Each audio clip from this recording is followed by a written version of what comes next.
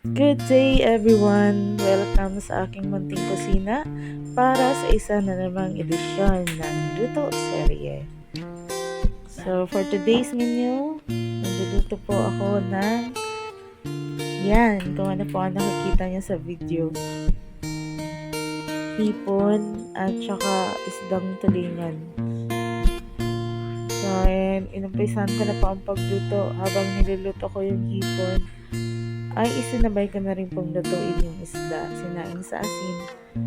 At yung hipon po ay sinangag ko rin muna sa asin. At pagkatapos po ay nilagyan ko ng Coca-Cola instead na Sprite. Sana try nyo na po ba yung ganun? Sa hindi pa, try nyo po. Masarap naman po ang lasa. Yan, manamis-namis. Yan na yung naluto ko na yung hipon.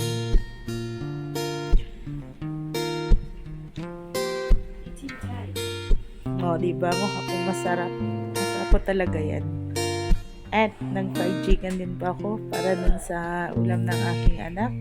At syempre, hindi po mawawala ang gulay.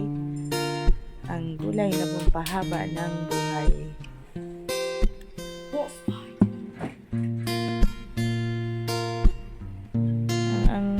Ating pong gulay ay ginataang kalabasa at ampalaya. So habang nagluto pa ako ay may nag-request. Lagyan ko daw nung isda.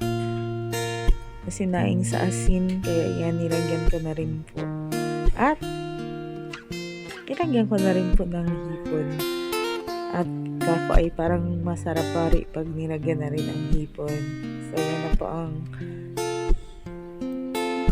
ating finished product, ginataang kalabasa at ampalaya loaded with hipon and sinaing sa asin na isda.